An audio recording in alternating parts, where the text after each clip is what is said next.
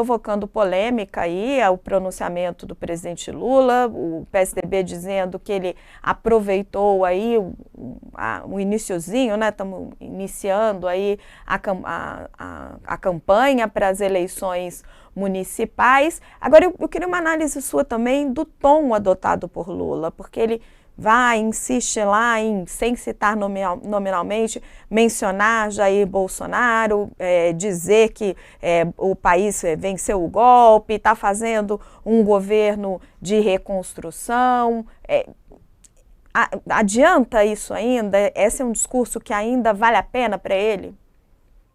A Regina Casé costuma dizer que às vezes se mata um coelho com uma caixa d'água só.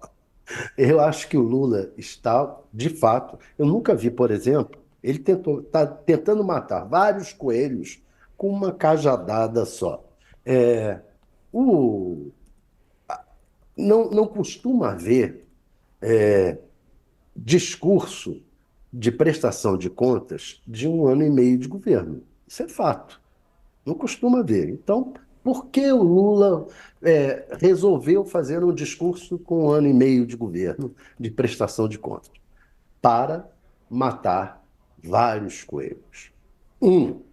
Campanha eleitoral, é evidente. Tem um tom eleitoreiro nesse discurso do Lula, em oposição ao Bolsonaro e relatando os feitos do governo, que de fato é um bom relato. De fato, os feitos desse governo são muito maiores, muito superiores ao que fez o governo Bolsonaro. E ali no discurso ficou evidente. Outro, um recado para o Congresso. Olha, vem aí votações importantes, estamos entrando no segundo semestre, ainda com algumas questões a serem votadas, e para o ajuste fiscal, que é necessário, vamos precisar do apoio do Congresso. Uma das coisas, por exemplo, sérias, é a questão da folha de pagamento, né? Que as empresas, a desoneração da folha de pagamento. Tem 17 empresas ali e não está resolvido ainda com o Congresso como é que vai ser essa conta que o Supremo está exigindo. Então, para o ajuste fiscal, ele diz assim: eu sou favorável ao ajuste fiscal e defenderei o ajuste fiscal. E o Congresso? O outro recado, a outra cajadada, foi para o mercado financeiro. Olha, vocês estão dizendo aí que eu sou contra? Não, eu sou a favor do ajuste fiscal. Defendendo um ajuste fiscal que, para ele, é fundamental junto ao mercado para evitar especulação com dólar, para evitar juros elevados, etc. e tal. Então, tem vários recados que o Lula quis dar com esse pronunciamento. É claro, o PSDB tem certa razão, sim. Isso aí também tem um fundo eleitoreiro. Mas, se não tiver, aparentemente ele não infringiu a lei eleitoral. Se não tiver infringido, é o que todos os presidentes fazem, né? Josias, e aí? Ele está olhando muito para trás ainda, Lula, focando muito no Bolsonaro, já está olhando para frente? Foi campanha, não foi campanha? Claramente, esse pronunciamento do Lula em rede nacional tem aroma de campanha, né? Não há, é um pronunciamento absolutamente extemporâneo, não havia razão para que o presidente invadisse os lares dos brasileiros na noite de domingo para despejar esse pronunciamento de 7 minutos. O Lula não foi eleito para passar 4 anos falando mal da gestão Bolsonaro, né? Ele continua estabelecendo esse contraponto 1 ano e meio depois da posse, porque a comparação com a precariedade do Bolsonaro o favorece e porque ele imagina que a polarização serve aos seus interesses eleitorais neste ano de disputa municipal. Em São Paulo, por exemplo, que ele elegeu como o ringue principal do seu embate com o que ele chama de a figura, é o Bolsonaro, ele atraiu, ele transformou o Guilherme Boulos num dos seus postes, como fez no passado em relação ao próprio Haddad, que foi eleito prefeito de São Paulo, com a Dilma Rousseff, que ele carregou, que ele eletrificou e converteu em presidente da República. Então, ele está imaginando que serve aos seus interesses a polarização e a comparação com o que foi tão precário como a presidência do Bolsonaro o favorece. Agora, se formos analisar, o presidente propagandeou, bateu o bumbo ali em relação a programas sociais, que ele reeditou. Na prática, ele converteu o governo dele, no início, num museu de novidades. Recriou Bolsa Família, Farmácia Popular, recriou programas sociais que foram marcas de antigas gestões do PT. Recriou também o PAC, que ele apresentou como um grande feito na área de infraestrutura. E o PAC não é senão um cronograma de obras, é um vir a ser, à espera de parcerias que não foram ainda solidificadas com a iniciativa privada, uma vez que o governo não tem dinheiro para investir.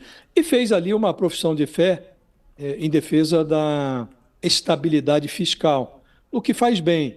Com atraso, o presidente abraça essa questão, diz que aprendeu com a mãe dele, que não se deve gastar mais do que arrecada, mas ele esquece de mencionar, ou lembra de esquecer, o ajuste fiscal, que o ministro dele está suando o paletó para fazer agora, para congelar aí 15 bilhões em gastos. Então, não há essa tranquilidade fiscal que o Lula tenta fazer crer, não é? E, como disse, a comparação com o Bolsonaro, até um poste, se eleito para o lugar do Bolsonaro, talvez tivesse uma comparação melhor, porque o poste pelo menos ficaria parado no mesmo lugar e não produziria recuos em direção à Idade Média, como fez o Bolsonaro, né? Mas o Lula já passou da hora. O Bolsonaro é um alvo com um prazo de validade já muito vencido para o Lula. Bolsonaro é hoje matéria-prima para o Judiciário, matéria-prima para o Supremo Tribunal Federal. O Lula devia estar preocupado em fazer um governo competente, um bom governo. Ele agora começou a reduzir a curva de impopularidade, os alarmes da impopularidade estavam tocando ali no Palácio do Planalto, as últimas pesquisas deram uma estabilizada, mas ele está longe de obter os índices de popularidade de que ele precisa, né?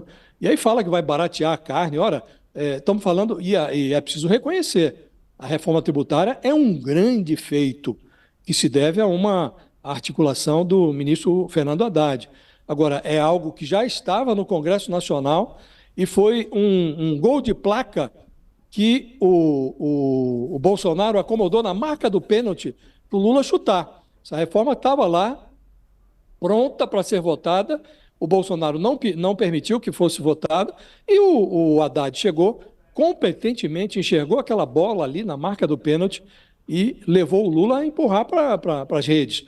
Mas é uma reforma que ainda depende de regulamentação.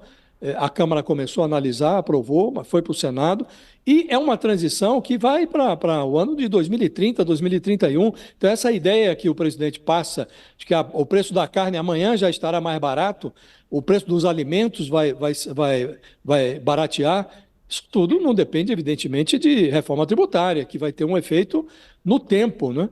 Então, eu diria, Raquel, que sem dúvida nenhuma é eleitoreira, o pronunciamento é eleitoreiro, tem um alvo errado, porque o Bolsonaro é um alvo com prazo de validade para o Lula vencido, e o presidente bate o tambor em relação a programas que ainda não estão consolidados.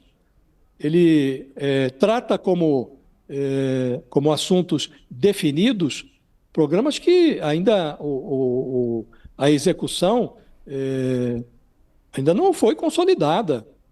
Então, ele que arregace as mangas. E lá no fim, se ele achar que tem resultados a demonstrar, ele pode fazer um pronunciamento, como esse que ele fez ontem. Mas o de ontem à noite, tenho dúvida se surtirá os efeitos que o Lula desejaria. Hora de mostrar serviço, né, Josias?